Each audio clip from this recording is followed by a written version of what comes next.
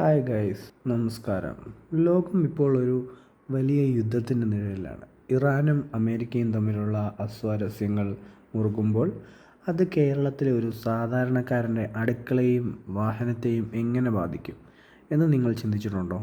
Petrol, diesel, പാചകവാതകം എന്നിവയുടെ വിലയിൽ കുതിച്ചുയരാൻ പോവുകയാണോ?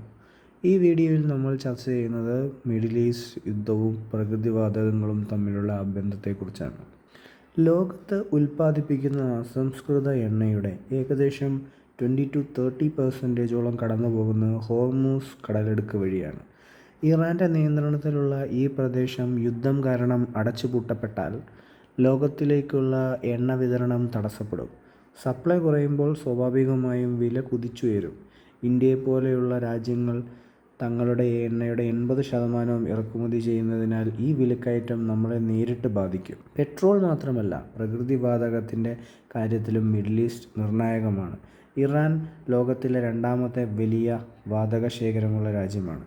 യുദ്ധം കാരണം വാതക പൈപ്പ് ലൈനുകൾ കേടുപാടുകൾ സംഭവിക്കുകയോ ഉൽപ്പാദനം നിലയ്ക്കുകയോ ചെയ്താൽ അത് ആഗോളതലത്തിൽ വലിയ പ്രതിസന്ധി ഉണ്ടാക്കും.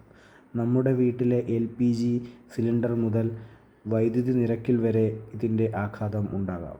ഇന്ധനവില കൂടുമ്പോൾ ഇത് ചരക്ക് ഗതാഗതത്തെ ബാധിക്കുന്നു. അതായത് പച്ചക്കറി മുതൽ നിത്യോപയോഗ സാധനങ്ങൾക്ക് വരെ വില കൂടും. അമേരിക്കയും ഇറാനും തമ്മിലുള്ള ഈ പോരാട്ടങ്ങൾ വെറുമൊരു സൈനിക നീക്കമല്ല, മറിച്ച് ലോക സാമ്പത്തിക വ്യവസ്ഥയെ പിടിച്ചുലയ്ക്കുന്ന ഒരു വലിയ പ്രതിസന്ധിയാണ്. ഡോളറിൻ്റെ മൂല്യത്തിലുണ്ടാകുന്ന മാറ്റവും സ്വർണ്ണവില ഉയരുന്നതും ഇതിൻ്റെ ഭാഗമാണ്. യുദ്ധം എവിടെ നടന്നാലും അതിൻ്റെ ആഘാതം നമ്മുടെ വീടുകളിലും എത്തും എന്നതാണ് സത്യം. ഈ വിഷയം നിങ്ങളെ എങ്ങനെ ബാധിക്കുന്നുവെന്ന് കരുതുന്നു? നിങ്ങളുടെ അഭിപ്രായങ്ങൾ താഴെ കമൻറ്റ് ചെയ്യുക. കൂടുതൽ വാർത്തകൾക്കും വിശകലനങ്ങൾക്കും ഈ ചാനൽ സബ്സ്ക്രൈബ് ചെയ്യുക. Thank you for watching this video.